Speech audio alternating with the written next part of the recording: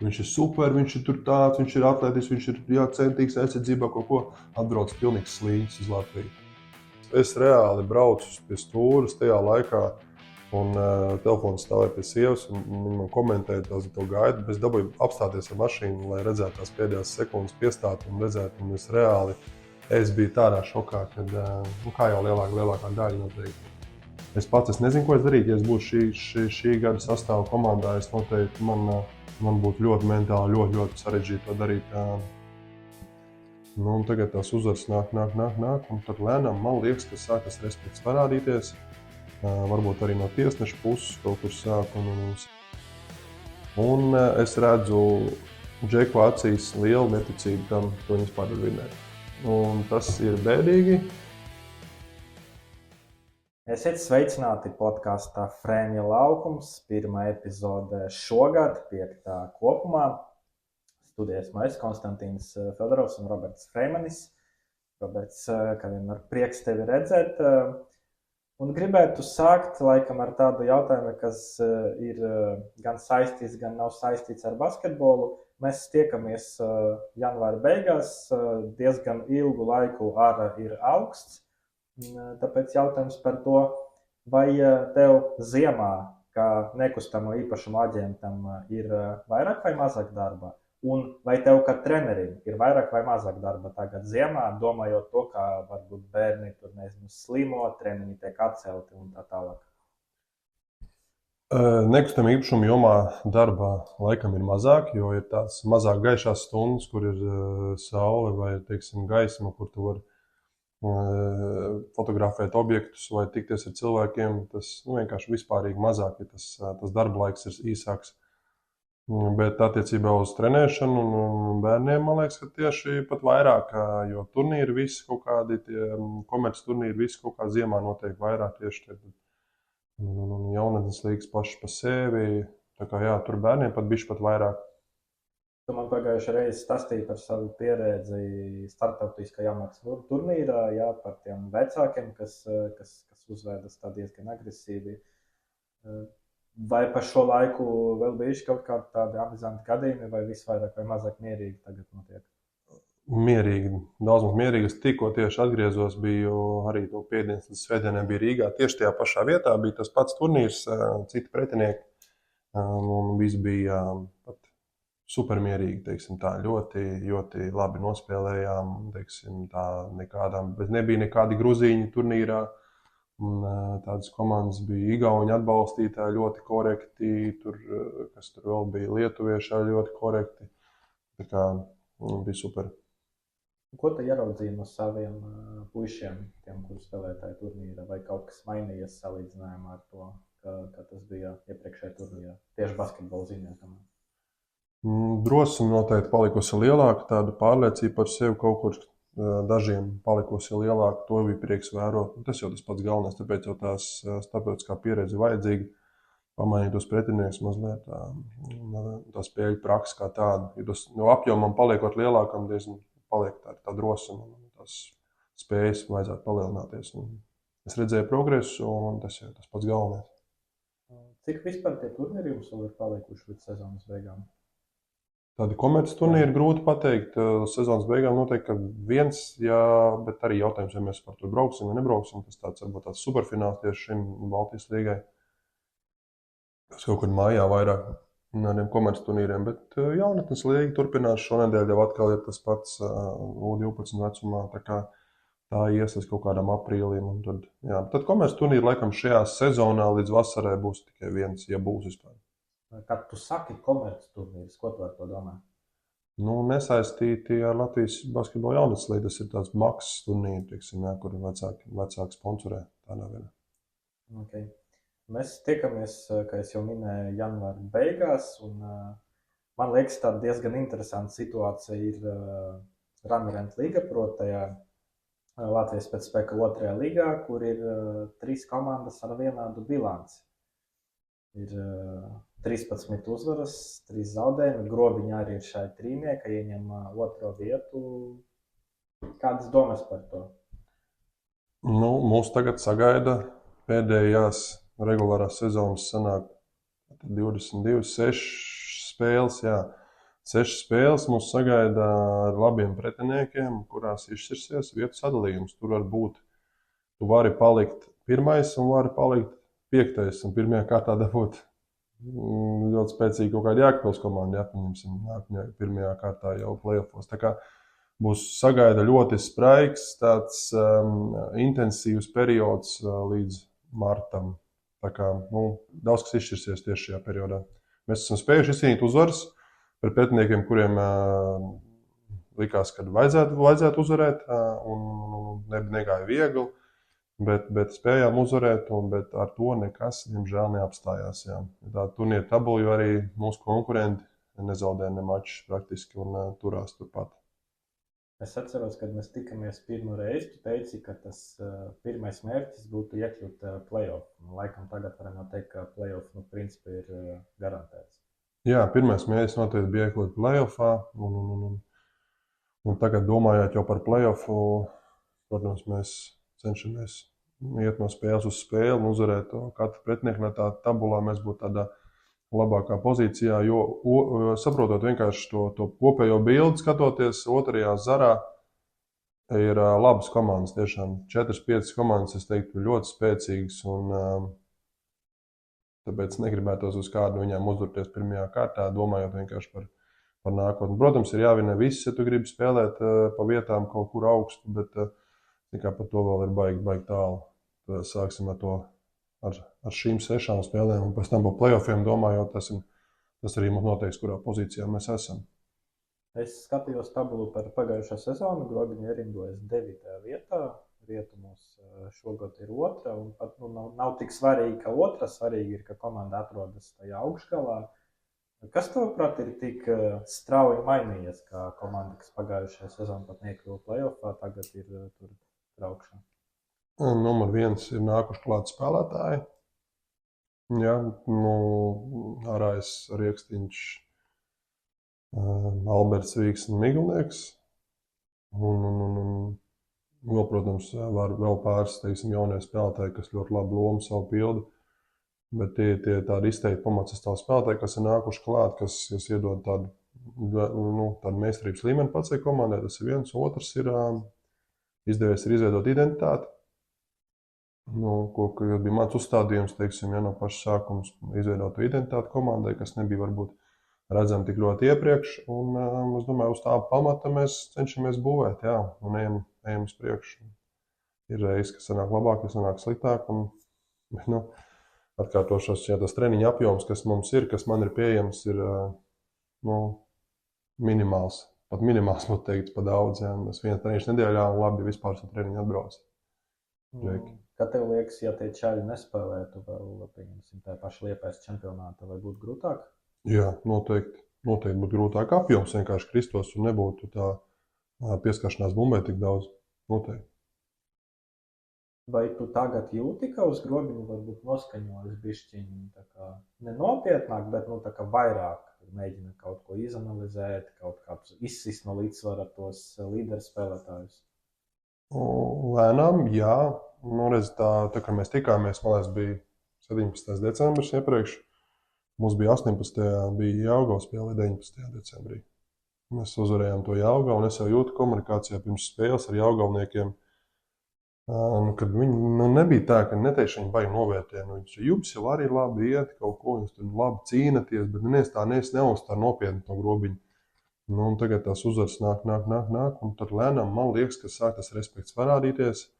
Varbūt arī no tiesneša puses kaut kur sāk, un sāk jau, teikšana, to mūsu spēles stilu arī mainīt, kāds uzliek zonas aizsardzības, un lai bremzētu mūsu, tā kā ir kaut kas sāk mazliet parādīties. Tu pieminēji to respektu no tiesnešiem, vai sākumā ir tā sezonas sākumā ir pamats runāt, ka varbūt bišķiņ tā kā nebija tas respekts? Jā un nē. Zin kā, jā, es teiktu, jā, vairāk jā. 50-50 situācija? Jā, noteikti, jo mēs pāris spēles zaudējām, tur Jelgavai mājās arī kaut kādas svilpes vienmēr. Tas spiediena rezultātā tieši mēs pakļaujās tiem stiprajiem un kaut kur tā kā nobīsts, varbūt iedot objektīvu to galu lēmumu, bet es nevarētu sūdzēties, tieši šiem ir ok bijis. varbūt tādiem maziem izņēmumiem, bet to var just, ka esmu respekts, nezinu, pret mūsu vadošajiem spēlētājiem ar bumbu, teiksim, ir palicis lielāks. Var vienkārši tajā apjoma ziņā var just. Atlikušas sanāk 6 spēles, līdz regulāri, jā. Līdz tam beigām.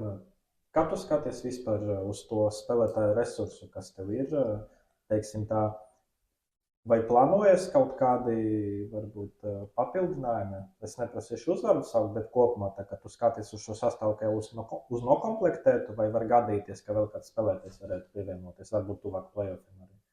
Nē, diemžēl mums tur resursi nav, kur paņemt vairāk.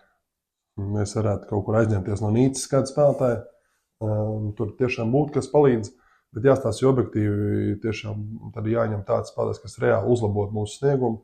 Mēs traucētu kaut kur viņiem. Tā kā šobrīd tā komandas ķīmija ir izveidojusies, un es domāju, ka šis sastāvs, bet es uzskatu, ka šis sastāvs paliks līdz sezonas beigām tāds, kāds viņš arī ir. Viena no spēlēm, kas bija kopš mūsu pēdējās sarunas, bija pret Liepājas otro komandu. Nav tāda dīvaina sajūta, ka tev uz izbraukumu spēli ir tuvāk doties nekā uz mājas spēli? Tā spēle bija īpaša, bet man tieši nosēdās treniņš bērniem.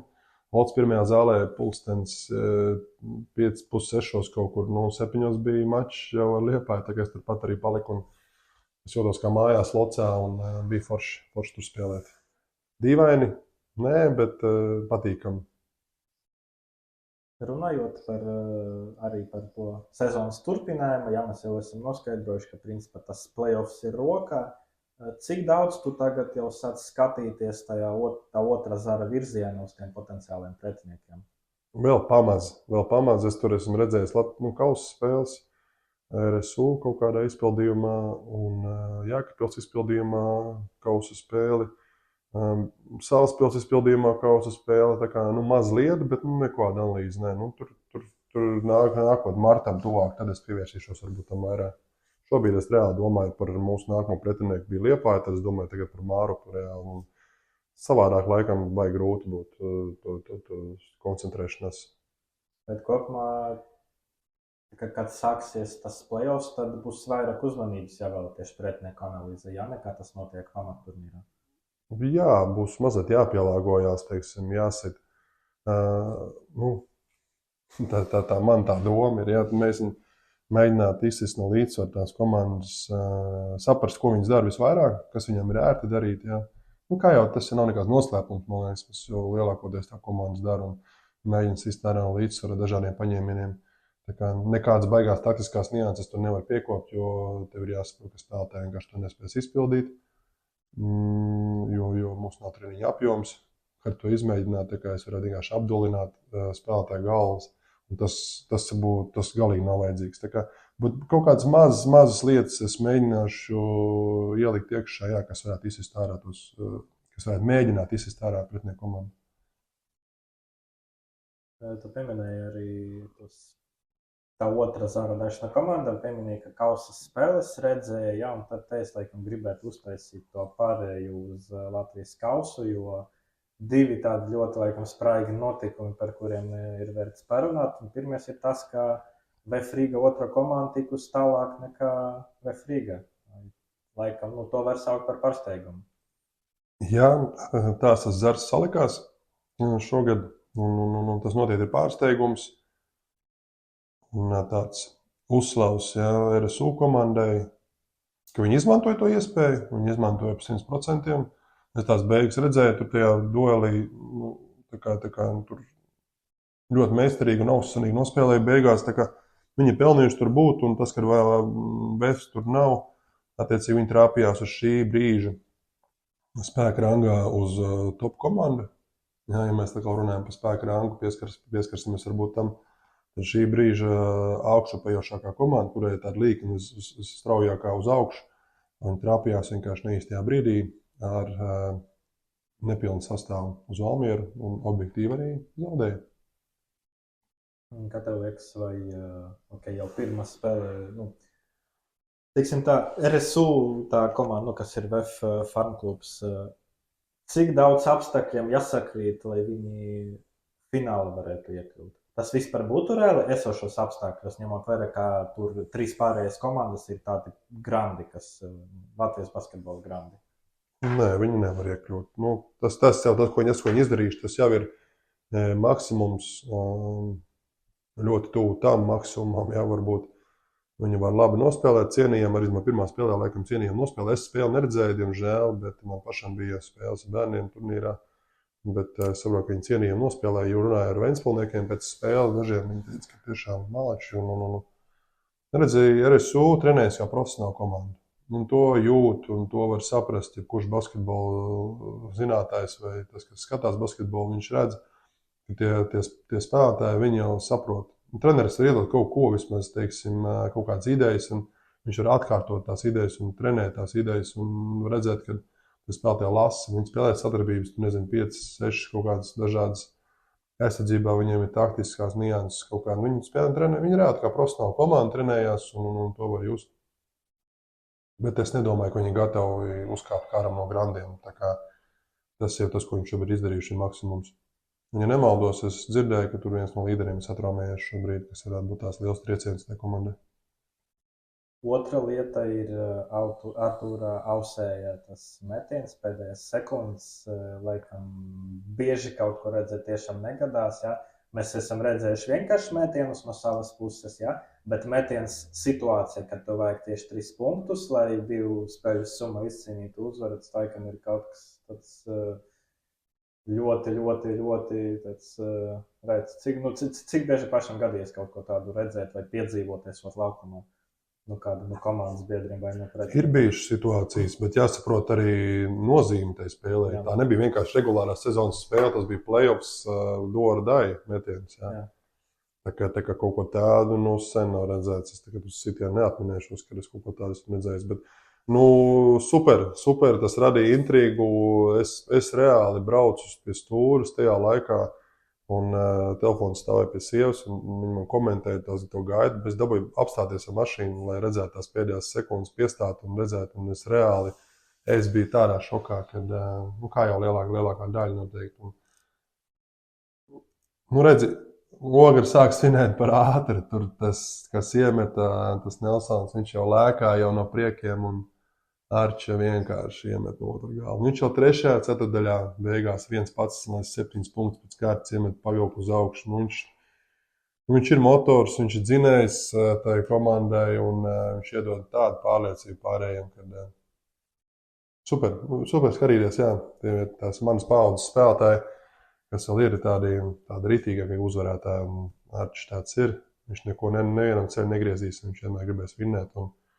Man kā spēlētājiem un kā trenerim patreiz es ļoti augstu vērtēju to spēlētājos.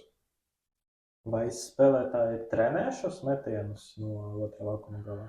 Nē, taču tā ir kādreiz jokojoties, bet tā ir tāda veiksmes, kas ir nopelnīta tāda un varbūt apstākļu tādu vairāku sakritību. Ja mēs tagad skatāmies uz to Latvijas kausu, ja skaidrs, tu saki, ka principā RSU jau sasniegusi savu maksimumu, ja tad mums paliek 3 komandas. Viena finaliste, teiksim, tā jau ir zināma, varētu teikt, ja, un tā jau otrā parī, kā tev liekas. Principā tiešām, varētu teikt, 2 ļoti tādas karstas komandas savā starp spekulējas. Zeļiem šobrīd ir lejupējoša līkne sezonas griezumā, un tur var vainot viņi sevi paši. Es domāju, tādā izpratnē, ka viņi ļoti novēloti papildinājās ar spēlētājiem, zinot, ka nedomāju, ka viņiem ir naudas problēmas, un vienkārši ļoti neatbildīgi rīkojās pret tām sezonas izšķirošanām spēlēm. Likās, ka varbūt tāpatās būs labi, bet tagad šobrīd es vēl biju uz to spēli aizgājis, biju ar jauniešiem aizgājis uz spēli Zeļu Valmieras pa pirmo, un ļoti liela vilšanās par to, kā beidzās spēle. Pēdējā minūte, pusotru vai 2, pat, kā Zeļi noslēdz to spēli, ir, cerēsim, ka būs intriga otrajā mačā, bet diezgan sāpīgi. Tas tāda intrigas ziņā nosit nost, kad Valmiera izdeģēs 15 punktiem beigās, 15 tā starpība. Tā kā es domāju, ka Valmiera ir izteicis favorīts šobrīd uz to finālu, bet cerēsim, ka vismaz būs intriga otrajā mačā. Kā es teicu, Valmiera iet uz augšu un Zeļa šobrīd iet uz leju, jo pārāk ilgi, pārāk novēloti ir nākušas sastāv komplektācijas. Tā spēles, ko tu biji, tā jaunā Hallenors, ja? Jā. Kā tev tur vispār patīk? Es biju pozitīvā šokā, tādā pārsteigumā, jo es gaidīju tādu augstu atmosfēru. Es esmu bijis tajā zālē, kad bija jauniešu fināli, es esmu bijis vēl kaut kur tajā zālē. Šobrīd tas, ko Zeļa tur paveica, man ļoti, ļoti, ļoti simpatizē. Tiešām tā zāle izskatījās pat mājīga, atmosfēra bija lieliska. No tāda skatu punkta es jutos tiešām kā ārzemēs. Kad iet uz mačiem kaut kur Lietuvā vai kaut kur varbūt pat vēl labāk, visi konkursi, bez apstājas konkursi, vienkārši skatītāji tiek iesaistīti un izklaidēti, un nevienā brīdī nav garlaicīgi. Pati spēle bija ļoti interesanta, ja neskaita pēdējās 2 minūtes. Tā kā es biju super priecīgs, ka Latvijā mēs varam nodrošināt tādas kvalitātes basketbolu un, kā teikt, pasākumu kā tādu. Paldies, tiešām liels Zeļiem, kad viņi tajā ziņā viņi ir top. Jā, un te laikam būtu īstais brīdis bišķiņ arī padalīties ar savu tieši to Turcijas pieredzi, jo man sanāca janvārī pabūt Stambulā, apmeklēt 3 spēles, 1 Eirakausa un 2 Eirolīga, un es tieši sežot tajās lielajās modernajās arēnas, noķeru sev pie domas, ka basketbols tiek piedāvāts labs, bet ap to basketbolu pēc būtības, tā ir, protams, kaut kādi konkursi, bet pat salīdzinot ar to skaitu, to konkursu, kad ir tepat Liepājā. Vispār. Jo Liepājā arī, man liekas, gandrīz katra pauze kaut ko atgādina, ka tur ir tas, vai kaut ko izloza, vai vēl kaut kas, un tiešām tu pierod pie tā, un pēc tam atbrauc uz Turciju, uz Eirolīgas spēli, un tur vienkārši ir spēle, un tur, tur lielajā pārtraukumā kaut kas notiek, bet tā kopumā, liekas kaut kā bišķiņ tā kā varētu teikt, ka izlūtina mūs tepat Latvijā, jo es arī skatos, kad bildes, piemēram, no Zeļu spēlēm, tur ļoti forši viss izskatās. Ļoti. Es teikšu, tā ir vienkārši zīmīga kultūras atšķirība, jo tur džeki bez nekādām izklaidēm, viņiem iedod aliņu, viņi pārgriez tām acīm, fanos un klieks par visu. Mums Latvijā, domāju, mēs esam tādi kūtrāki, mūsu skatītāji ir jāmudina, jāiesaista, jāiepriecina, savādāk viņi tā kā teātrī sēdēs. Un tur atkal viņiem tur galvenais ir alus un ķiplokmēzītes, un tur viss aiziet. Viņiem par to nevajag. Es domāju, tāds kultūras atšķirības vienkārši ir. Mums vienkārši tas ir tā kā super nepieciešams. Varbūt viņi jau tāpatās, viņiem tā atmosfēra ir ok. Varbūt tev kā neitrāli skatītājiem liekas vajadzētu vairāk konkursu, tad es pierādzu pie tā. Bet viņiem tur tāpat visi bļauj un atbalsta, bez tā. Jā, un vēl viena lieta, ko es pamanīju, pie mums tagad tie cilvēki vairāk tomēr sēž tas spēles laika, bet tur viņi nemitīgi staigā visu laiku. Viņi tirinās, nevar nosēdēt, viņi bļaustās un lēkā un viss. Atgriežas gan ar tiem māliņiem, gan ar visu to pārējo. Ejam tālāk, Latvijas-Igaunijas basketbola līga, Liepājas komanda.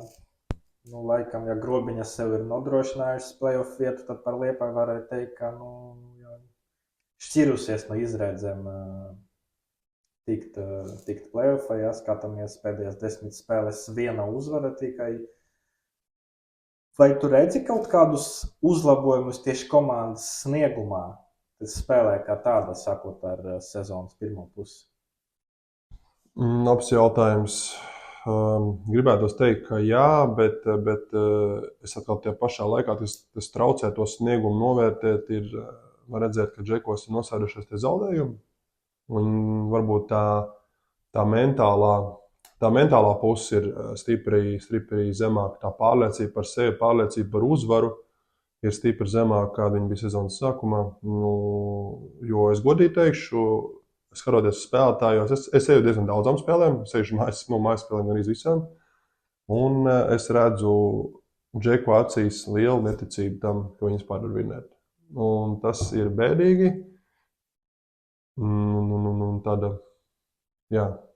Tāda sajūta var redzēt viņos, ka viņi vairs netic, ka viņi var vinēt. Tāpēc arī grūti novērtēt to sniegumu. Nevarētu teikt, ka viņš ir stipri uzlabojies. Tad jau būtu arī uzvaras, jā, respektīvi, bet kaut kā tādi mentāli ir nosēdušies spēlētāji noteikti. Varbūt ir janvārs vienmēr bijis tas mēnesis, kad pats atceros, kad kaut kas sēžās un ievēl tu visu laiku zaudē. Gandrīz visu laiku zaudē, jā, tu sēdies, un tev nav vairs prieka. Ikdienā grūti noķert to sajūtu, kāpēc vispār tu to dari. Un to var novērot. To var redzēt tiešām spēlētājos un skatoties tās spēles. Ļoti liela žēli. Žēl Džekus bija redzēt, jā, tās pēdējos zaudējumus, tās punktētās galotnes, ka tomēr Zeļiem zaudēja un Keila KK, ja nemaldos, jā, KK, tai komandai tāda pilnīgi tā kā gaisa izpūstas būtu no tās zāles ārā. Viņš tāds kluss un tāds... Arī cilvēku tur diezgan maz bija. Maz, jā, jā. Redzīja, pietrūks tādas vīrišķības komandai kopumā, ja drīkst tā teikt, tādas, paķert kādu reāli uzsapurināt un pateikt īstos vārdus, vai tādas pietrūks tāds redzēt, es gribētu redzēt tie komandā tādu dvēseli, tādu ritīgo kaut kur parādīties kādam, kas varētu to komandu sapurināt, un tas šogad nav, un arī varbūt kāds tur cenšas to darīt, bet kaut kā nelīdz galam var redzēt tiešām, jo no dažiem spēlētājiem vienkārši prasās skarbāks vārds, pat ne no trenera, pat to spēlētāju, jo tu vispār gribi šeit būt, kas tev ir jādara, un tāda sapurināšana prasās ritīgākā. Ko trenerim darīt šajā situācijā? Skaidrs, ka viņš turpina darīt savu darbu, jā, viņam ir noteikti tas treniņu plāns, tas viss ir, bet vai kaut ko var mainīt vispār, vai vienkārši, teiksim, tā šī sezona jau ir norakstīta, un tad vienkārši jāgaida, kad tā noslēgsies? Nē, norakstīt viņa nav. Vēl ir Latvijas play-off, par kuriem vēl ir jācīnās, jo Lūta tagad arī parakstījuši spēlētājs kaut kādus, tā kā skatīsimies, kā tur tas viss izvērtīsies, būs kaut kāda intriga vismaz. Bet redzīja, treneriem arī grūti, viņam vajadzīga tāda miedarbība ar spēlētājiem. Treneris Arturs ir super pozitīvs cilvēks un treneris un strādīgs ļoti ar augstām darba spējām, bet arī viņam ir vajadzīga atgriezeniskā saikne no spēlētājiem, lai veidotos, tas viņam ar tas, viņš var teikt, viņa arī var redzēt tiešām to tādu nenoliemtības sajūtu, bet kaut ko tuvu tam, tie zaudējumi, jo viņš arī, kuram patīk zaudēt, jā, tas profesionāls sports ir vēl vairāk, ne bērniem nepatīk, bet tur ir vispār.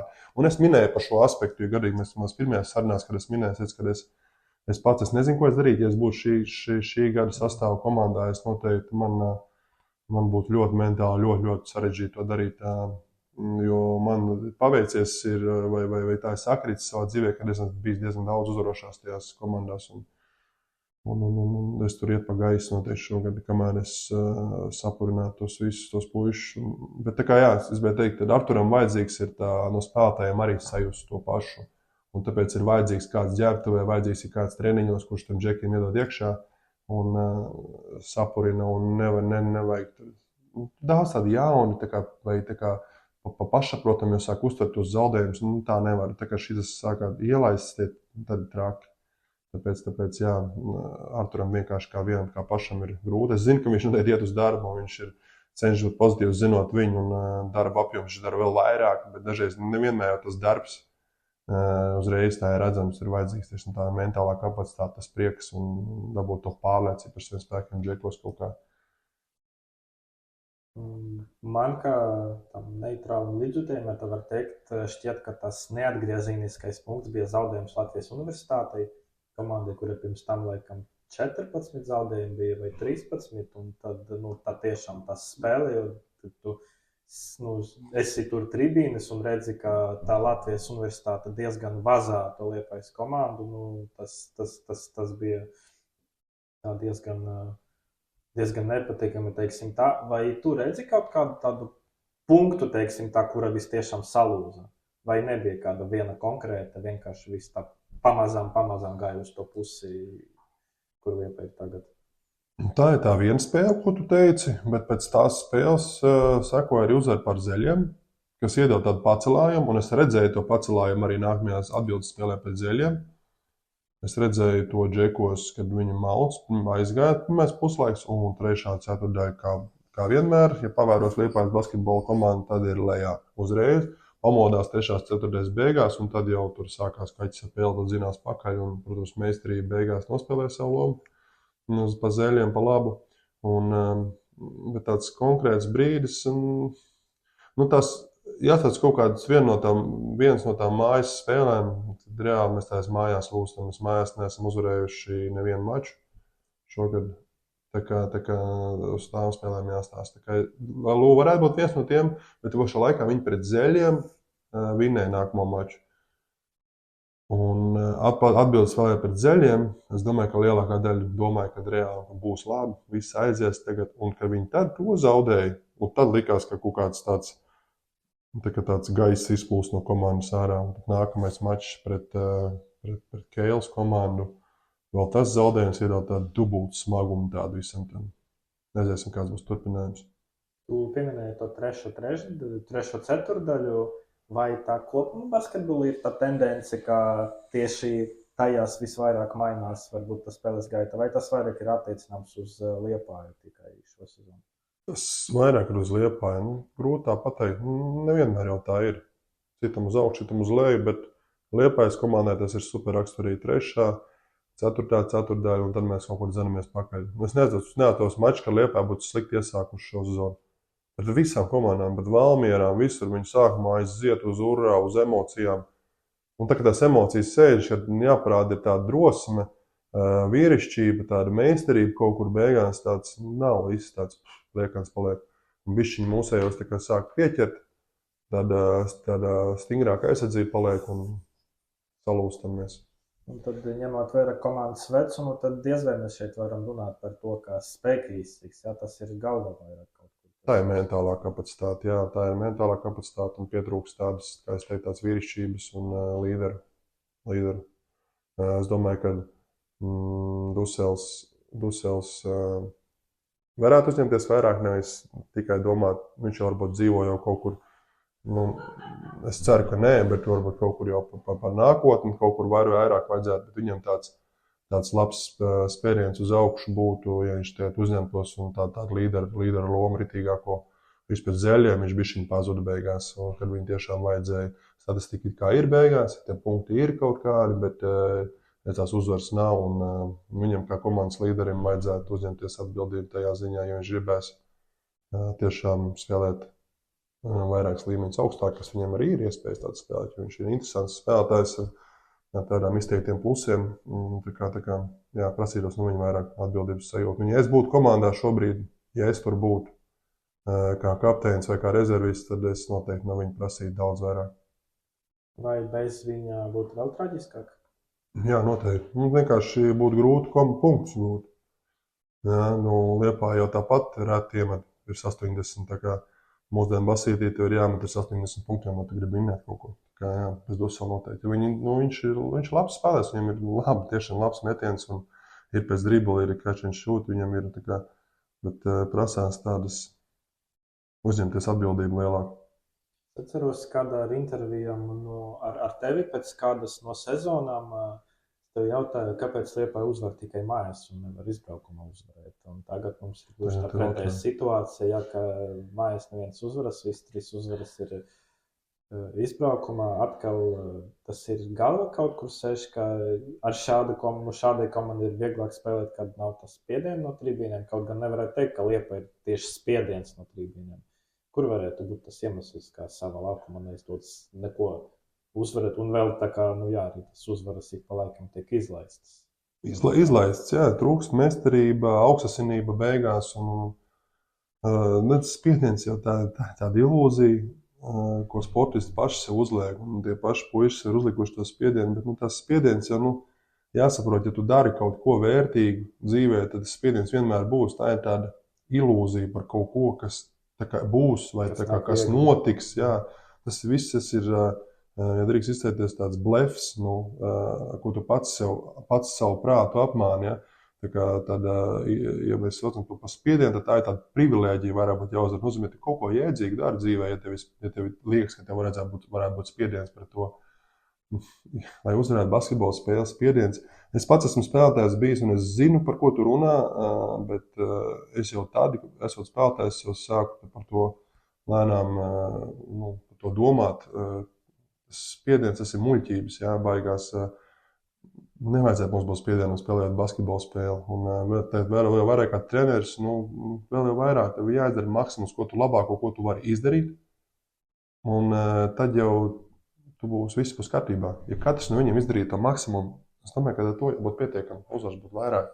Un brīžiem vienkārši pietrūks tāds cilvēks, kas pavelk visu to kolektīvu, sasniegt maksimumu, jo es dažos neredzu, ka viņi censtos pietiekami. Goda vārds.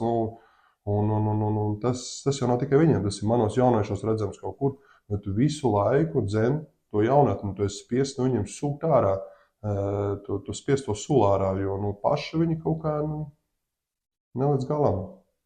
Kā tas izpaužas, kā to var ieraudzīt, kā tas sportists nelīdz galam kaut ko dara? Ķermeņa valoda. Jā, es tās lietas pamanu, es nezinu, vai tas ir dieva dots, vai es esmu to laiku gaitā, bet es redzu tās lietas, es jau kā spēlētājs redzēju, un cik vienmēr es biju, kas bija mans komandas biedrs, varēja aizrādīt, ja tas bija pretinieks, vienmēr teicu, uzbruciet viņam, jo viņš nav. Un arī kā treneris es šobrīd redzu to ķermeņa valodu, un tā apmānīt nevar. Ja tu pastītos video analīzi, mums būtu kameras kaut kādas, nezinu, 3-4 tā kā Eirolīgā ret, kuram nav ķermeņa valoda. Tad es varētu uztaisīt video materiālu un parādīt, kāda ir tā ķermeņa valoda. Jā. Katram spēlētājam tas būtu jāredz. Dažreiz varbūt tu pats nesaproti. Savus no malas pasoties, tu varētu varbūt tāda laba mācības stunda būt. Pirmā lieta, tu pieminēji, ja tas būtu tas kameras un uz spēlētājiem parādītu. Ja pirmā lieta tu viņam parādi, ka viņam tā ķermeņa valoda ir, ka viņš ir tāds salīdzies, ka tur, nezinu, rokas tur kaut kā. Ka tiešām tā poza ir slēgta, kas parāda, ka viņš netic saviem spēkiem. Kādi būtu tie nākamie soļi darbā ar to spēlētāju? Tad viņam jāsaka vienkārši visu vingrinājumi darīt ar atvērtāku to ķermeņa valodu, vai arī tur, galva vispirms kaut kas jāsaka ar to. Jo vienkārši tā visa atvērta ķermeņa valoda, ka tāda nepalīdzēs, jo viņš atgriezīsies varbūt reflektoru. Jā, tur būtu jācīnās ar cēloni, nevis ar sekām, respektīvi būtu tāda progresija, jātaisa vairāk sarunas, individuāls, sākumā parādīt, un no tā brīža veikt tādu atskaitu, tas būtu tas punkts A, un tad pa ceļam līdz punktam B mēs strādātu gan ar galvu, gan ar, psiholoģijas pusēm, mentālajām, uzzināt, kas ir pa iemeslu, un tad nākamais ir būt varbūt neriebīgam, bet šausmīgi prasīgam, vai tas ir kapteinis, vai tas ir līderis, vai tas ir treneris, vai treneri, būt nenormāli prasīgam pret viņu, sākot no treniņiem, kas veido tādas pareizas ieradumus, un tikai tādu lielu ieradumu bagāžu, teiksim, sezonu vien varbūt pat nepietiek, varētu mainīt spēlētājā to. Tāpēc es šobrīd savos jauniešos, kurus es trenēju, kuriem ir 11, 12 gadi, es cenšos nepieļaut, kad iezaugās tie riebīgie paterni uzvedībās un ķermeņa valodā, un es no viņiem spiežu maksimumu, cik ilgi es tā, nezinu, cik ilgi tā varēšu, jo tas prasa arī, tās mans resursus, bet es jauniešiem teicu, treneris, ja viņš spiež jūs palikt labākiem, tas nozīmē, ka jūs viņam rūpat, sliktāk būtu tad, ja viņš neko jums nesaka, viņš nepievērš uzmanību. Jā, jo es jūs, vismaz es tā ceru un ticu, kad es jūs izdarīšu spiedienu pret jums, bet tā būšu prasīgs pret jums, līdz jūs pabeigsiet sporta skolu. Un es vienmēr viņam to uzsveru, viņi pastāv uz manīm un saprotu, ka treneriem rūp, un tas ir svarīgi. Un šajā brīdī tas nav kritika pret treneriem varbūt, bet arī varbūt pret komandas līderiem un pret komandu kā tādu. Jā, un arī vērojot tevi, var redzēt, ka tev tiešām tā ķermeņa valoda ir tāda, es arī, man liekas, pieminēju kaut kad iepriekš, ka tev tā ķermeņa valoda tiešām ir tāda ļoti atvērta un pārliecinoša. Un tu tiešām var redzēt arī sveši cilvēki, teiksim tā, kuri basketbolam varbūt neseko. Tā kā jā, man liekas, tu tiešām varētu būt viens no tiem arī piemēriem, kādai jābūt tai valodai, gan treneriem, gan varbūt arī sportistiem.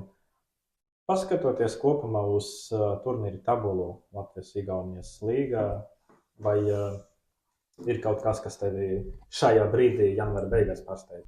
Nu, viņa ir līdzīga, kā jau mēs runājām iepriekš mazliet. Nu, Zeļi zaudējuši divas spēles, ja nemaldos. Tādas, kur varbūt negaidīja zaudējumus, viņi noslīdējuši lejā. Un šobrīd, es teiktu, viņa spēka rangā man vairs nav pirmajā vietā noteikti. Man tā ar to stabilitāti joprojām pārsteidz. Es galīgi teicu, ka viņiem sniegums varētu kristies. Bet, ja nemaldos, viņi te parakstīja vēl viens atspēlsarītāju vēl klāt. Tā kā viņu stabilitāti man mazliet pārsteidz. Jā, tiešām kā viņi, es gaidu, kad būs tas kritums viņiem, vai tiešām viņiem nebūs šis kritums. Man pozitīvi pārsteidz Ventspils, jā, kā viņi iet uz priekšu. Un Valmiera, lai gan redz turnīra tabulā Valmiera, protams, kā 7. vietā, bet tur pāris spēļu, jā, ļoti blīvi tā tabula ir. Un, tad man šobrīd Valmiera izskatās ļoti, ļoti spēcīgi. Redz, tā, kad es teicu, kad mēs runājām par spēku rangu iepriekš, tas bija 17. decembris, viņi pēc tam parakstīja Holisu, jaunu leģionāru, un viņš viņiem iedevis tādu būstu uz augšu. Tā kā super papildinājums tiešām. Un tur uzreiz viss svarkauls izmainījās, tas ieraudzīja to savu zaļto spēku rangu, tur uzreiz viss pamainījās. Tā kā, un arī Zeļiem uzreiz kaut kas savādāk notikās. Un man nepatīk viņu jaunies papildinājums. Ne pats jaunākais man patīk, bet tas mazais leģionārs aiz izkrituma galvas, kā viņu sauc, tas man īpaši patīk. Un joprojām viņi spēlē bez centriem. Un nesaprotu, jā, Zeļu šī brīža, cik ilgi viņi tā turpinās. Tāpēc Zeļi nepatīkams pēdējais mēnesis nogrieznis. Jā. Priekš manis man patīk Valmiera šobrīd iet uz augšu un Ventspils iet uz augšu. Un redzi, runājot par VEFu, kad mēs, man liekas, tikāmies vienā no pirmajām epizodēm, tu prasīji, kas VEFam ir ne tā. Es teicu, ka komplektācija, lai gan Mārtiņš apgalvoja, ka komplektācijā nav vainas. Atceries kaut kādās intervijās, un beigās tagad sanāk jaunums pasaka, ka komplektācijā ir liela vaina un jāpārstrukturē sastāvs sezonas vidū. Nozīmē, ka beigās tomēr mums bija taisnība par to, un viņi atlaida rezultātu, ka spēlē kaut gan, es teicu, ka arī Manīšs īpaši simpatizē, jo viņš nav īsti, viņam nav tāda uzvarētāja, tāda mentalitāte, liekas. Viņš tāds scorer tipa, tāds varbūt individualists. Jā, varbūt tā varētu teikt, jā, kad viņš nenes uzvaras komandai.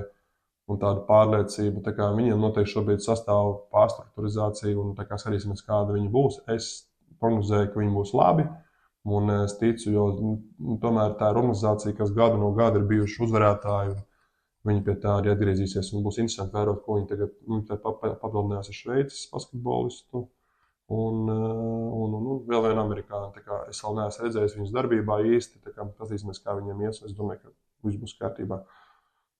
Jā. Tā kā pozitīvi ir VEFs, bet Ventspils un Valmiera. Šobrīd gaidām no VEF kaut ko vairāk. Zeļi pēdējais mēnesis nav pārliecinošs, un Tartu ir kāds lielākais pārsteigums viņu stabilitāti šobrīd. Jā, VEFs noslēgs sezonu bez nevienas trofejas. Tas būs liels pārsteigums. Jā, noteikti. Es domāju, priekš tādas organizācijas, ja viņiem tiešām nebūs neviens tituls, tad tas būs neizgāšanās, bet tāda, vājš sniegums, jā, vāja sezona. Ja skatāmies uz to tabulu, ja mums ir arī divas komandas, kas spēlē tajā Ziemeļu basketbola līgā. Kā tev liekas, vai tas pienesums no spēlēšanas tādā turnīrā ir tā vērts, lai tā piedalītos? Jā, ja tev ir sastāv dziļums, tad jā. Jo tās tomēr ir dažādi pretinieki, daži no viņiem ir diezgan augsti, labi līmeņa pretinieki, tā kā es domāju, ka tas tikai nāk par labu, bet jā, ar vienu piebildi, ja tev ir sastāv dziļums. Tagad varbūt no Liepājas vismaz virtuāli pārcelsimies uz Klaipēdu. Jā, Klaipēdas sezona sākā ar Rihardu Lomažu, tagad tur ir arī Kārlis Šiliņš.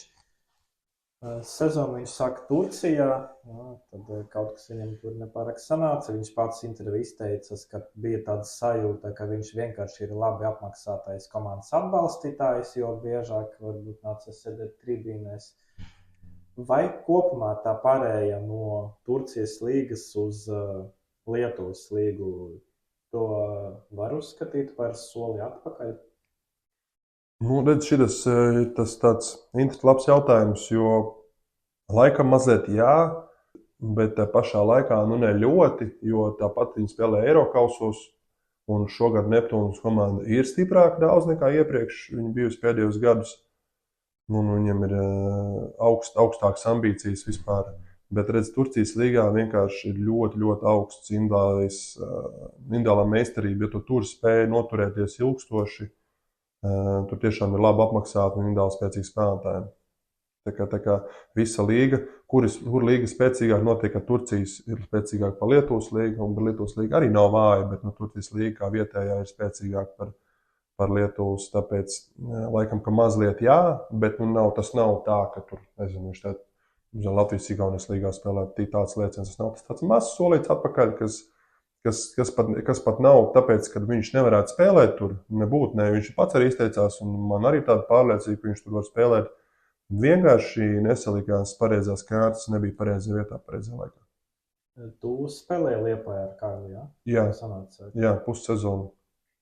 Es atceros, Arturs Visockis Rubenis stāstīja, ka tikko Karlis bija piesaistīts Liepājas komandai, daudzi bija, teiksim, tā neizpratni, jo teica, ka viņš ir tāds diezgan specifisks spēlētājs, kurš nevar spēlēt jebkura komanda, ka viņš tā kā tiešām ir tā kā tajā komandā jāiekļauj. Kas tev palīdz atmiņā par spēlēšanu kopā ar viņu? Ļoti talantīgs. Man bija tāds pārsteigums, jo es esmu viņu spēlējis arī Baronā kopā, kad viņam Kārlim bija, man liekas, 17, 18 gadu varbūt. Viņš bija ļoti jauns pirms Amerikas pēdējais gads, ja nemaldos. Un tad es nebiju neko tādu iedomājies, viņš varētu būt tā progresējis. Pirmkārt jau viņa ķermenis, viņš ir liels, varbūt neizstāstā no malas, bet viņš ir reāli liels, viņam ir garas rokas, viņš pats ir masīvs, nezinu, 110 kg varbūt viņam ir, varbūt nav, bet kaut kas uz to pusi. Viņam ir, teiksim, labs ķermenis priekš laba līmeņa basketbolu. Un viņš tā dominēja Latvijā, jo redz, viņš nav standarts, viņš dara visu, viņš ir ļoti labs skorers, kā garais, viņš ir ļoti labs skorers, viņš var no dažādām vietām uzbrukt un būt rezultatīvs. Tā pašā laikā viņš diezgan labi sargā grozu, viņam ir labs taimings uz blokiem, un viņam ir reāli daudz labas kvalitātes, un viņš ir, man liekas, arī izcils komandas biedrs. Tā kā es domāju, ka Šiliņam gan izlasē tagad būs labs posms, jo viņš būs svarīgs stūrakmenis Latvijas izlasē, gan arī klubos. Cerams, viņš trāpīs uz pareizo treneru, kas spēs viņu izmantot, viņa labākās tās lietas. Man ļoti labs atmiņas palicis no Liepājas. Viņš bija tiešām, man bija tāds wow, kad mēs tur pāris reizes pasparingojām, man bija tāds bāc. Reāli Džeks ir labs, reāli labs, un to varēja just. Un sezonas beigām viņš vispār arī parādīja visai Latvijas līgai, cik viņš ir reāli labs. Jā. Viņš to VF tomēr vienatnē mums tur vilka. Tad, principā, varēja teikt, ka viņam vienkārši jāspēlē tur, kur lielāks uzsvers tiek līdz uz komandas spēli, nevis uz kaut kādu individualismu. Jā, viņam, kā jau katram garam spēlētājam, viņam vajag labus saspēles, teiksim, jā, apkārt cilvēks, kas ir gatavi atmesties. Jo viņš var rauties uz āru, rauties uz iekšu, ālejupus var noķert. Aizsardzībā viņš vienmēr tev palīdzēs, viņš nav saltīgs, viņš tiešām viņam ir interesē tas viss. Viņš pa daudz dažreiz varbūt var palīdz citiem. Tā kā, jā, viņa plusi, teiksim, kāpēc viņš izlasē netika Latvijas izlasē šajā čempionātā, kas bija vasarā. Es domāju, ka viņš vienkārši, viņa visi lielākie plusi bija Porziņģi iekšā. Porziņģis varbūt ir augstāka līmeņa Šiliņš, jā, teiksim, ņemam tādās personālijās, teiksim, ko viņš dara laukumā. Jo Porziņģis vienkārši dara labāk, bišķi augstākā kvalitātē, bet viņš nebūtu, viens otru nevarētu papildināt, tāpēc arī bija noteikti treneru lēmums, viņi bija neņemti. Ja šobrīd Porziņģis nav, tad viņš ir nākamais uzreiz tāds. Viņš var gan iemest no tālienes, izplest laukumu, gan var ierolot pēc pick-and-rolliem, gan var sargāt diezgan labi grozu. Tā kā viņa labie plusi, principā, ir tiešām varbūt ļoti noderīgi komandai. Un tad šo posmu Klaipēda varētu uztvert, kā tādu iespēju atgādināt par sevi, vienkārši parādīt savas tas labākas puses, par ko viņi tā kā novērta, un tad varbūt turpināt kaut kur Eiropas virzienā skatīties. Jā, cerēsim, skatīsimies, jo man liekas, ka tā Spānija un Itālija varbūt nebija tik fiziskas, varbūt es varbūt stipri šāju garām. Es neesmu tur spēlējis. Esmu spēlējis pret Spānijas un Itālijas komandām ACB un Itālijas līgas it kā. Bet viņas tur ir vairāk tāds ātrums, kaut kāds tāds basketbols, jā, teiksim, uz ātrumu, uz pārējām vairāk. Redzi, Turcijā, man liekas, ir ļoti fiziski tie garie spēlētāji, un arī Lietuvā būs baigā gaļas mašīna. Tā kā pastīsimies, es gribētu, lai viņš, tas priekš viņa arī būtu tāda laba skola, izturēt to fizikalitātes līmeni. Jo, protams, fizikalitātē viņš te Latvijā un te dominēja, bet arī pat Austrijas mačā viņš tur dominēja. Bet pasīsimies, kā viņam ir tieši tādā izaugsmē būs labs solis tieši tā Lietuva.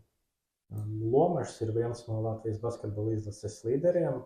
Un arī tāds jautājums varbūt bišķiņ provokatīvs, bet vai vienam no Latvijas izlases līderiem Klaipēdas Neptūnas nav bišķiņ par zemu, ņemot vērā viņu tas potenciāli viņas spējas, kur viņš varētu spēlēt? Nē, jo, teiksim, viņam šis tās karjeras nogrieznis, atkal tās traumas un viss, kā ir bijis, tā kā ļoti objektīvi, ka viņš ir šeit, viņš ir Eirokausā, jā, atgādinās, tā ir Eirokausa komanda. Tā kā ļoti objektīvi. Viņam bijuši tiešām nopietnas traumas, kurš viņš risis cērām līdzsvaru. Labāk, lai ir šādi, nekā ir Džeks, kurš spēlē 9 minūtes ACB līgā, bet tur, mēram, kā Zoriks šogad mētājās no vienas komandas uz otru. Tiešām daudz labāk ir šādi. Un tad viņam Lomažam ir liels laiks, laba statistika, viņš ir komandas līderis, un tas arī noteikti kas ir acīm redzami, ja palīdz to gan to pārliecību atgūt, gan arī atkal parādīt, ka es esmu tāds spēlētājs, kurš var būt līderis, kurš var būt punkts, kurš var veidot saspēli un visu kaut ko darīt. Nu, jā, cerēsim, ka tas viss pārnesīs uz izlasi. Un tam visam loģiski vajadzētu pārnesties uz izlasi, jo, teiksim, viņš spēlē stabili. Un tā sezona ir tāda stabila, tāpēc es domāju, tas viss labi aizies arī uz izlases sniegumu. Un vienkārši jāsaprot, kas tālāk ar viņu. Viņš atkal var uzlikt uz Eirolīgai vai tuvu tam, bet vai tas ir vajadzīgs atkal viņam pašam? Tāpēc viņam šobrīd ir, viņš sanāk kaut kā 96. gads, tuvojās, teiksim, tam pieķim, vai šobrīd viņš ir tajā pieķī karjeras, viņam vēl palikuši tie pāris gadi, kas ir tādā top. Tāpēc jāsaprot viņa nākamais solis. Un man liekas, viņam vairs nevajadzētu tēmēt uz to Eirolīgu tik ļoti, cik ļoti skatīties uz savu lomu komandā, kā viņi tennis redz. Ja mēs kopumā runājam par mūsu basketbolistiem kaut kur ārzemēs, es laikam arī gribētu nedaudz pieskarties tam savam ceļojumam uz Stambulu. Jā, man sanāca redzēt spēles starp Robinu Kurucu un Rolandu Šmitu. Turklāt viņi tieši sedza viens otru tajā laukumā, pa laikam kaut ko arī teica viens otram, un es tā pieļauju, ka tur varētu būt arī tādi vārdi izskanēt, kurus nedrīkst podkāstā teikt. Tā ir tā kā viena puse, jā, jo tur gan Šmits, gan arī Kurucs bija rezultatīvi. Un bija jau otra Eirokausa spēle, jā, kur piedalījās vieslomā Mārcis Steinbergs, kurš, piemēram, punktus neguva. Es gribētu, lai kopumā tu izteikti savu viedokli par tiem mūsu basketbolistiem. Tā ir nozīme, jā, vai ir kāds, kurš tevi pārsteidz pozitīvi no mūsiem, kas devušies ārzemēs? Mani pārsteidz Blumbergs. Tas tāds, un Lomašs, es nezinu, man pārsteidz Blumbergs, jo viņš spēlē tomēr ļoti augstā nacionālā čempionātā, jā, un viņš ir gadu no gada, un tā tomēr ir Turcija, jā, turpat, kur Šiliņam neizdevās nostabilizēties. Viņš uzbruka ar augstu procentu, viņš spēlē tuvu pie 30 minūtēm, bieži vien mačos spēlē 10 punktus, vidēji met 4 bumbas. Bet tā pašā laikā es domāju, ka lielākā daļa Latvijas mājsaimnieces nezina, kas ir Roberts Blumbergs. Tā kā viņš Latvijas basketbolam vispār ir tāds nezināms, un mēs esam dīvaini, ka mēs neesam viņu tā novērtējuši, jo viņš, teiksim, ir ārzemēs ir ļoti, ļoti novērtēts augsts klases basketbolists, bet izlasē viņam galīgi nav sanācis. Tā kā man pārsteidz tas, cik ļoti stabils viņš ir un labs ārzemēs esot. Man patīkami pārsteidz Arturs Strautiņš pēc ilga izlaišanas posma. Viņš ir atpakaļ un uz reāls atkal skorers ir. 13 punktus met Itālijā. Tā kā, cik viegli viņam tomēr bija iekļauties pēc šīs nopietnās savainojuma. Tā kā nebūtu izlaidis neko. Tie ir tādi pozitīvie pārsteigumi. Arī Kurucs īstenībā man patīk, viņam ir sava loma komandā, viņš nav skorers vai kaut kas tāds, bet viņš pilda ļoti nozīmīgu lomu. Viņš ir ļoti labs spēlētājs, un man patīk viņu vērtot. Es neteikšu, ka tas ir pārsteigums, bet teiktu, tāds. Liekas, ka viņš atguvis atkal to kaut kādu. Jā, viņš ir jābūt tur, kur viņam jābūt, tāda sajūta ir. Viņš ir tur, kur viņam jābūt. Un, man patīkami redzēt arī Mareku Mejeru šajā lomā, kādā viņš ir Polijā. Varbūt līmenis ir mazliet zemāks, kur viņš iepriekš ir bijis, bet tā pašā laikā liekas, ka viņš tādu rītīgi izbauda basīti. Viņam ir, viņš viens no līderiem komandas, ja pat nav līderis lielākais. Jā, ļoti, ļoti svarīga loma pilda un neaizvietojams komandas spēlētājs. Tie tādi, no tādiem pozitīvajiem tādi nav daudz, ja godīgi Latvijas basketbolā, diemžēl, bet priekš izlases konteksts tas nav labi. Ir kāds, no kura tu varbūt sagaidi vairāk? Noteikti no Šmita, no Steinberga. Gribētos redzēt, ka tomēr, ka Steinbergam iepriekšējā sezona būtu bijuši labāks nekā šī. Un pa Šmitu jau, viņam, man liekas, tikai sliktāk paliek katru gadu. Viņam kaut kādas epizodiski labas spēles, un tā rītīgākās tur kritumi, viņš spēlē zem 10 minūtēm. Un komanda ir drausmīgi spēlē šogad, diemžēl. Cerēju, man patika Anadolos sākumā tā pirmā komplektācija, un tad sākās traumu mašinērija, kā teikt, un šausmas vienkārši, kā viņi tur sezonas sākumā tur, nezinu, pa 7-8 spēlēja, un visu laiku bija traumēti treneru mājas, vēl tur kaut kas, viņi tā arī nav īsti attapušies, tas Anadolu šogad. Un arī Šmitam ir augšā lejā tas sniegums, un viņi tiešies konkurences uz spēlēm, uz spēles laiku, Turks vietējais ir spēlē atkal savu labāko basketbolu, tā kā gribētos no Šmita sagaidīt vairāk. Kas vēl? Tie ir tādi divi, tiesim, no augstākā līmeņa, kas varbūt netik ļoti pārliecinoši. Tomēr, Zoriks arī, mūsu saspēles arī tā Zoriks un Žagars ļoti neizsniegsmīgs sezonas. Nezinu, tā ir vilšanās Žagara kontekstā, jo viņam visu laiku ir traumas, grūti viņu izvērtēt, žēl, ka tā ir. Bet Zorikam prasītos, Zorika virzienā prasītos lielāku stabilitāti visu sezonas griezumā, jo pasītos. Viņš teikt nomainīja klubu, skatīsimies, kā viņam būs, cerēsim, viņš iejutīsies tiešām, jo svarīgi ir, es domāju, par izlasi, un tāpēc ir ļoti svarīgi, kā viņi tieši izskatīsies. Runājot Eirolīgas kontekstā, man liekas, ka varbūt labi redzēt atšķirību starp Anadolu Efes un Fenerbahču, jo Fenerbahču arī bija tas problēmas sezonas sākumā, bet viņam bija tā stratēģija, un viņi spēja tas problēmas pārvarēt, bet ir Anadolu, kur ir kaut kāds hauss visu laiku. Jā. Tieši tā. Tas arī tā kā jāparāda tas divas atsevišķas pieejas, teiksim tā. Tieši tā. Vēl jau ir nepieminēja daudz, bet tāds ļoti labi iesāka, vispārliecinošākais no visiem latviešiem Eirolīgā bija. Un tagad kaut kādas traumas un mazliet kritums ir. Bet nevar teikt, ka neveiksmīga sezona, bet bez žēl par šo pēdējo nogriezienu. Pirmais nogriezis viņam tiešām labs, man patīk. Tu joprojām netici, ka Dubai būs 10. sezonas beigās? Tad, redzi, viņi spēlē labāk un labāk. Viņiem ir atgriežas traumas spēlētāji, tā kā es varētu arī maldīties. Viņi šobrīd atrodas 12. vietā. Nē, es nedomāju, ka viņi būs 10. Es palieku pie sava. Viņi spēlē labāk, bet viņiem joprojām ir augšas un lejas. Viņi spēlē labi, un tad pēkšņi atkal labi, un atkal. Tā kā, es nezinu, es laikam Eirolīgā tā nevaru. Eirolīgā ir te uzreiz sodi, ja tu tā spēlē. Ļoti nestabili. Jāsaka tagad, ja ņemot vērā esošu situāciju, viņi būs tuvāk 10. vai tuvāk tam lietgalam? Nē, es domāju, ka viņi tur arī paliks. Viņi citīsies 10, 11, 12, 13 vieta, kaut kur tur viņi arī grozīsies. Tam it kā, bet ne līdz galam, jo viņiem vienkārši pietrūks stabilitātes. Jā, kopumā par Eirolīgu runājam. Vai ir kaut kas ievērības cienīgs noticis kopš mūsu pēdējās sarunas, ko tu gribētu uzsvērt? Mana iecienītā komanda Valencija ir piedzīvojusi sezonas kritumu beidzot. Viņi zaudēja gan ACB, gan Eirolīgā. Viņš šobrīd nosliedējās 7. vietu. Labi, tā turnīra tabula ļoti blīva. Viņi turpat ir tīt atpakaļ augšā, bet viņiem ir kritums. Es tieši Fenerbahča spēlēju pret Valenciju arī, kad es biju, viņi zaudēja. Viņiem ir kritums šobrīd. Man nav sanācis redzēt visas šīs spēles, kaut kādas dažas no zaudētām spēlēm esmu redzējis. Un komandas apzināti bremzē viņu spēli, plus viņiem ir nokritusies precizitāte. par ko panikot nevajadzētu. Tā kā viņam tā nāks precizitāte atpakaļ, viņi varētu izcīnīt arī uzvaras. Tā kā vienkārši tāds nogrieziens ir man pozitīvi pārsteidz Fenerbahča. Lai arī es neteikšu, man sastāv komplektācija ļoti patika, vai simpatizēju, mēs kaut kādā mēs par to runājam jau, bet cik stabili viņi izskatās un tiešām viņi iet uz augšu un reāli labi šobrīd izskatās ļoti, ļoti stabili.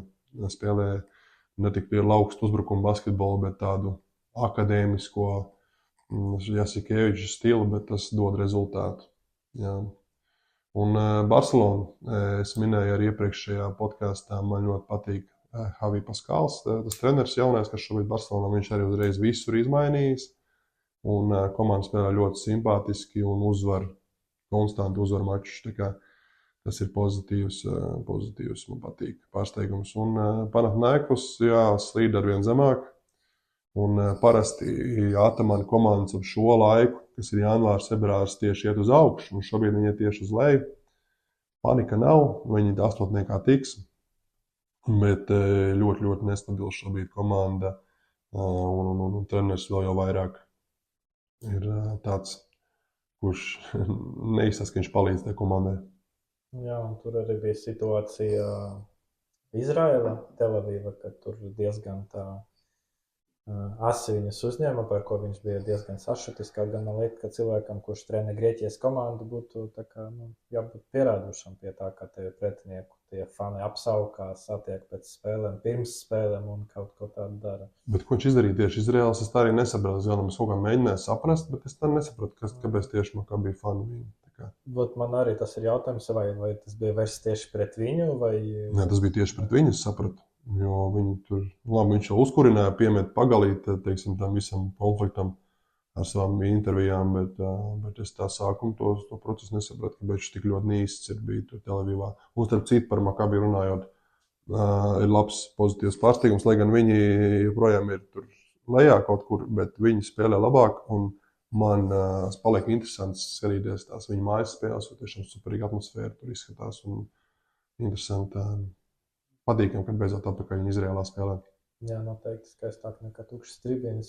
Jā. Tas pie Eirolīgas nepiestāvēja galīgi un likās, viņam nav jābūt Eirolīgā, bet šobrīd atpakaļ redzot, ka viņa tā kultūra apakšā ir tiešām spēcīga un tas ir forši.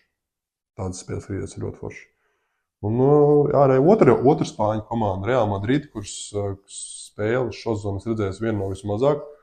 Jo Eirolīgā tomēr 20 komandas visas nesanāk redzēt, bet Real Madrid man nesimpatizēja sākumā, bet viņi arī ar savu basketbolu, viņi, man liekas, ir rezultīvākā komanda visā līgā, vai viena no, laikam Monako ir visrezultīvākā, un ar Valenciju, bet viņi ir viena no top komandām rezultīvitātes ziņā, un viņi ar to savu ātrumu un peisu, es teiktu, viņi izcīna uzvaras. Viena pēc otras, es nezinu, cik viņiem uzvaras pēc kārtas, pēdējās 5 spēlēs ir 5 uzvaras. Nav pārsteigums tajā, ka Eirolīga ir, teiksim, tā vairākas titula pretendents, ja tur, nezinu, 5, 6 varētu. Vairāk. Vai pat vairāk, jā. Bet tu pieminēji, ka tavuprāt Latvijas-Igaunijas līga ir 6 titula pretendents, vai tev tiešām liekas, ka katra no tām 6 komandām, kas tur tagad atrodas tajā augšgalā, var pretendēt uz titulu? Jā, tas ir nebijusi situācija Latvijas-Igaunijas līgā un nebijusi intriga Latvijas-Igaunijas līgā. Tas tikai man kā skatītājiem ir vēl vairāk interesanti. Es redzu, ka gan pie apstākļu sakritībām, gan Tartu, gan Zeļi, gan Ventspils, gan Valmiera, gan Vefs var vinēt titulu. Pie apstākļu sakritībām. Varbūt Ventspils vismazāk no visām šīm komandām, bet tāpatās es domāju, ka bija varbūt vēl vienu spēlētāju, ko viņi parakstīs, un redzot šos hibrīdu situācijas, es domāju, ka Ventspils arī reaģēs, un viņi redzot, ka viņi var aizķerties, viņi reaģēs arī ar vēl vienu varbūt komplektāciju. Tas var dot. Tas saka, tur viens spēlētājs turp šurp katrai komandai, viens var satraumēties, viens var pienākt klāt, un tur tā bilde uzreiz pamainās. Tā kā nav neviens stabils tāds līderis, kas izceltos, nav pat stabili 3. Tā kā, ļoti interesanta situācija. Varbūt arī pat Kaleo Kramo arī nepieminēja, tie arī var, teiksim, zinot Igauņus, varbūt arī viņi 1 vai 2 amerikāņus parastīs, kas būs spēcīgi, un arī viņi turpat būs. Taltikam es par čempionu titulu neticu, un Nogrie pagaidām arī nē, bet tur plēfos arī varētu būt.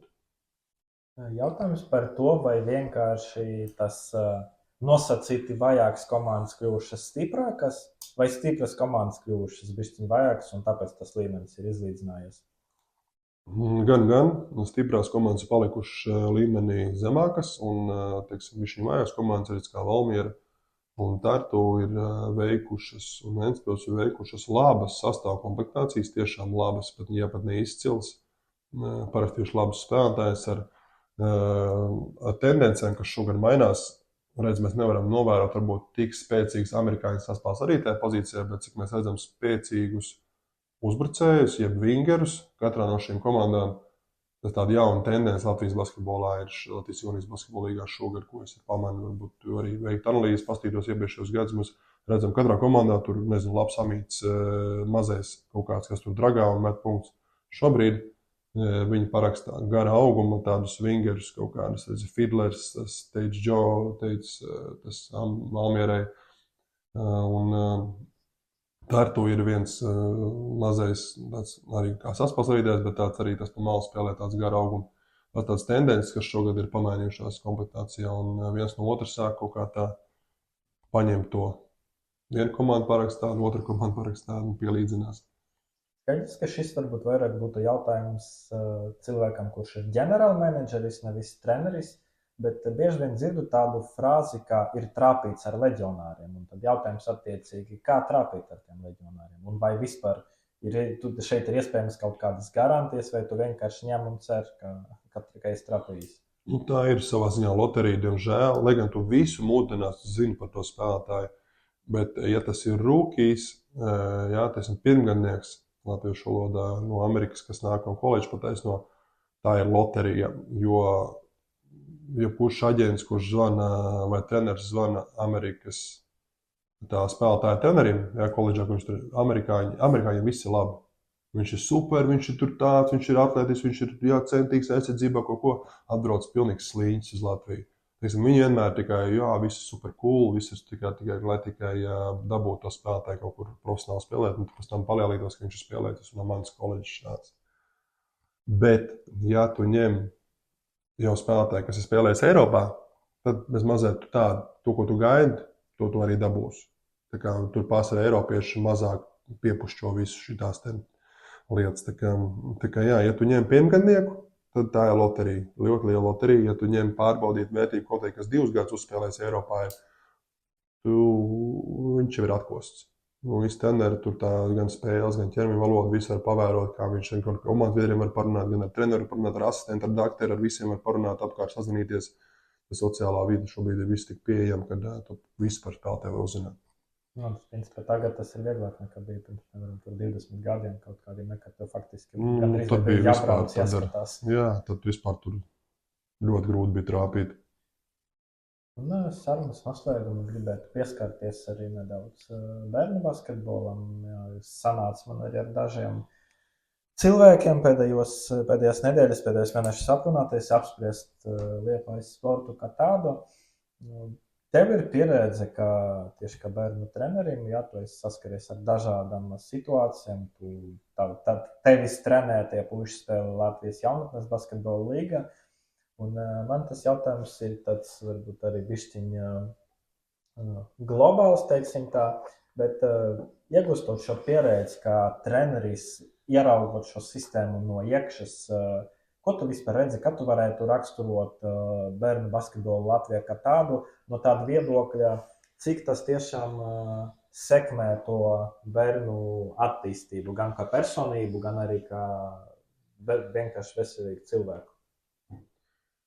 Labs jautājums, man liekas, tā ir tāda atsevišķa podkāstu tēma, bez mazai tāda plaša, bet tādā īsāk sakot, es redzu pozitīvas tendences, jo es pats esmu bijis jaunatnes līgā, pats spēlējis agrāk, un es redzu pozitīvas tendences tādā izpratnē, ka tu vairs jaunatnes vecumā treneri mazāk, vēl joprojām ir šitie, kas grib būt U10, U11 čempioni un celt pirkstus gaisā, kad es esmu baigais treneris.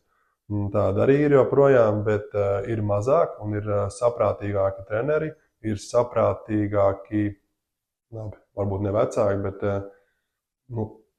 tās tendences ir pozitīvākas palikušas, kad viņiem savienības reakcija, jā, uz kaut kādām lietām, kā viņa veido to procesu, ka tu vairs nevari jaunatnes tajā vecumā, pēc tam plus 30, rezultātu vairs neskaita, jā, kas jauniešos arī svarīgi tādas lietas.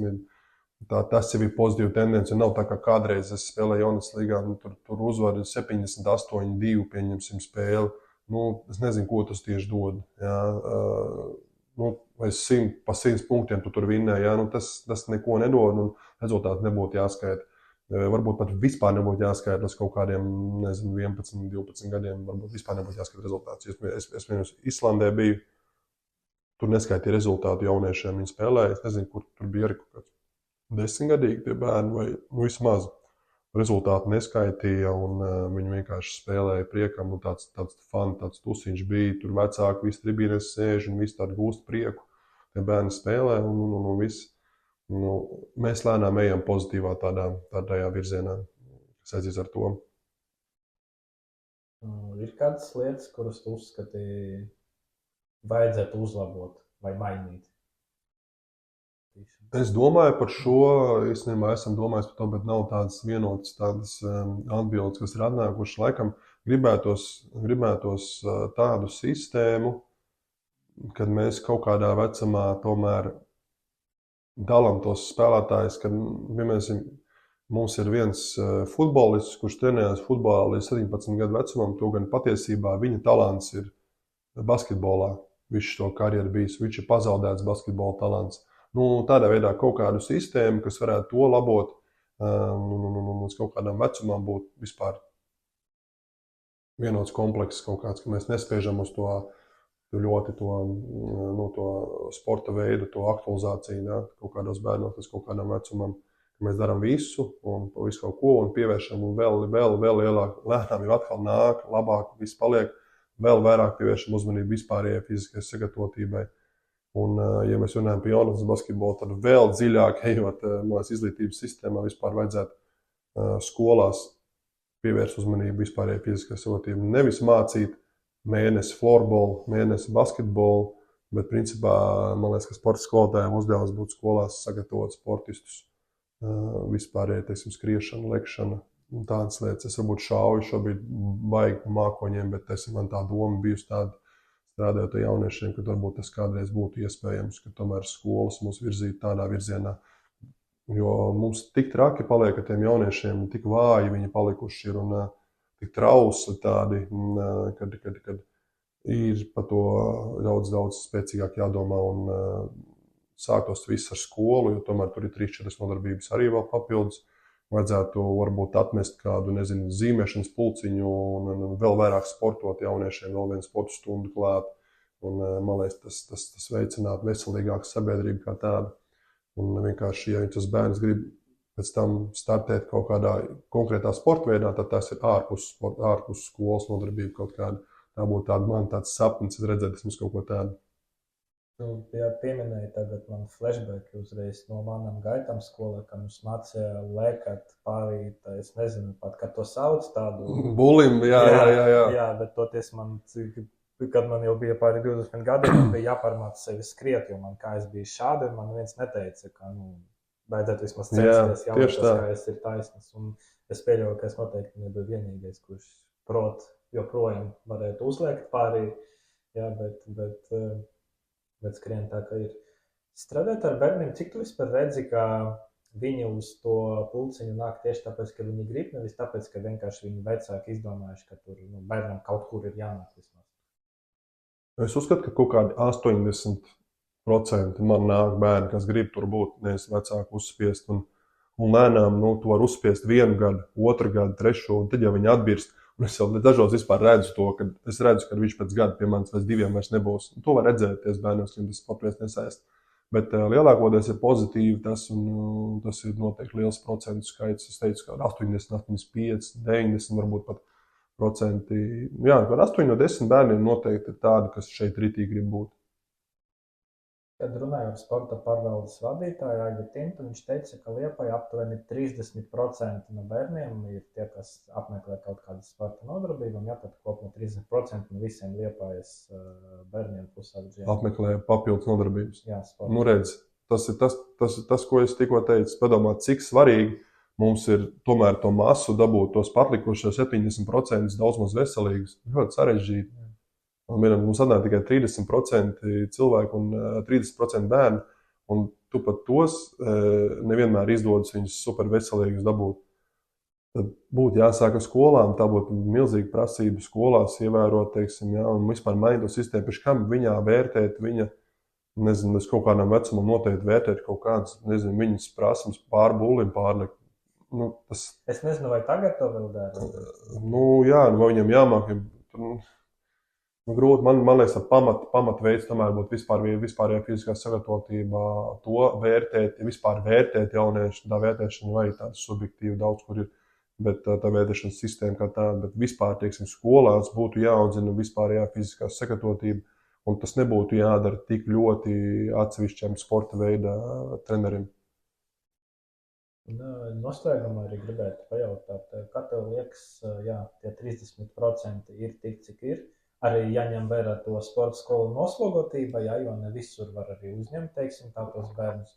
Bet kopumā, kā tev liekas, vai ir veidi, kā var ieinteresēt bērnus ar tiem sporta pulciņiem tieši?